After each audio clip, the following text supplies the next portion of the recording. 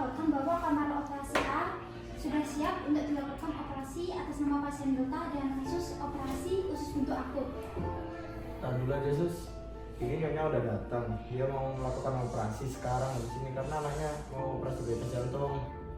Tapi dok, pasien atas menderita ini lebih darurat, harus dilakukan operasi saat ini juga. Gini ya Sus, anak atas nama Nilta dia itu BPJS, sedangkan anak si nyonya dia itu mandiri pembayarannya. Dia sudah banyak berkontribusi kepada rumah sakit ini. Toh lagian ya, itu dikasih obat pereda nyeri aja udah cukup, bisa ditahan. Nah, ntar tunggu sampai operasi selesai baru nanti lanjut. Tapi dok, ini kan tidak adil dok. Kita harus memprioritaskan yang lebih membutuhkan lebih dahulu. Gini Sus, urusan rumah sakit biar diurus sama dokter Gali. Yang saya perlukan sekarang adalah operasi untuk anak si nyonya yang mau melakukan beta jantung. Udah, siapin aja ruangnya. Udah, keluar.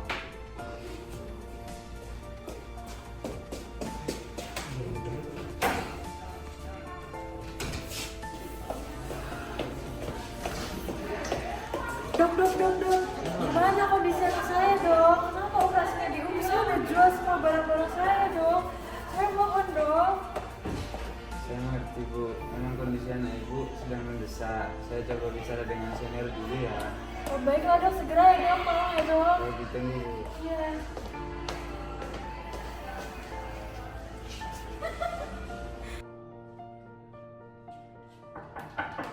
Masuk.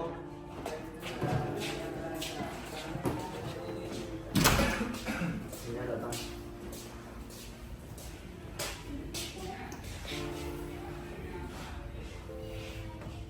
Jadi dokter, kedatangan saya ke sini, saya mau memastikan anak saya ini dioperasi sebelum jam 11. Harus sebelum jam 11 ya dokter. Saya udah bayar uang muka sebanyak 200 juta kemarin. Dan jangan lupa, saya itu investor terbesar dokter di rumah sakit ini. Saya pengen pelayanannya anak saya ini yang terbaik dan juga diutamakan. Jadi gimana dokter? Tentunya, tenang saja. Dokter Putra ini dokter yang paling baik di rumah sakit ini. Jadi semua fasilitas itu akan kami prioritaskan untuk Anda. Dan saya jamin operasi dari anak Anda akan berjalan dengan lancar, Nona.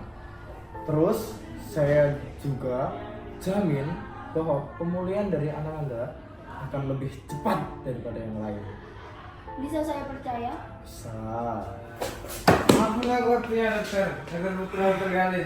Saya perlu minta pertimbangan medis karena ada pasien yang mengalami peritonitis. Jika ditunda, nyawanya akan terancam. Secara medis, dia yang lebih darurat. Koas, di sini tuh tugas hanya belajar, ngikutin prosedur dan arahan dari senior. Selebihnya itu bukan urusanmu, urusan kita. Tapi dok, kita melanggar salah satu prinsip etika, di mana hal seperti ini bisa merugikan pasien. Asal kamu tahu ya, di era sini itu semua itu sudah diatur oleh ketersediaan dan juga administrasi. Kamu tuh tugasnya cuma belajar aja, jangan berdebat soal etika. Paham? Mohon dokter. Nah, keluar sana Mas. Maaf mengganggu waktunya dokter. Ya.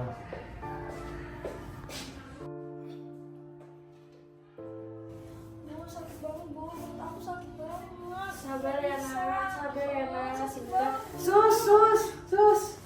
Iya ibu, Sus, ini gimana kondisi anak saya? Kapan ditanganinya, Sus? Ibu, mohon maaf sebelumnya. Kami ada prioritas lain ibu, tapi akan tetap saya usahakan operasinya tetap dilakukan hari ini ibu. Segera ya, Sus. Minta tolong banget, Sus. Iya ibu, akan saya laporkan kepada dokter yang bersangkutan.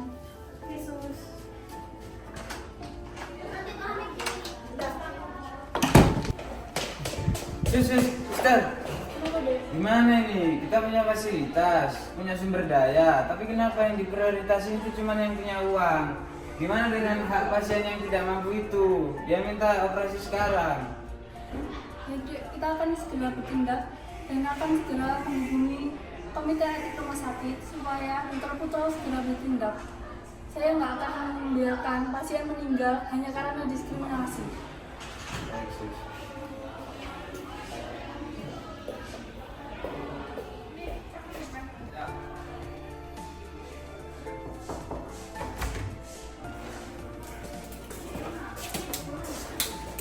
Dokter Putra, pasien Alexandra tekanan darahnya dramatis, dokter. Kemarin kolaps.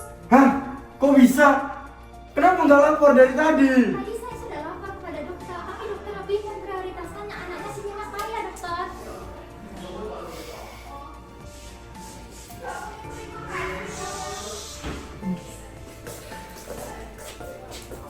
Step, emang bisa di rumah sakit itu kayak dunia. Seharusnya nggak seperti ini. Kita harus tetap memprioritaskan pasien yang mengalami gangguan yang lebih darurat terlebih dahulu. Entah itu dari kalangan atas atau bawah, kita tetap harus adil dan menjunjung tinggi kode etik kedokteran.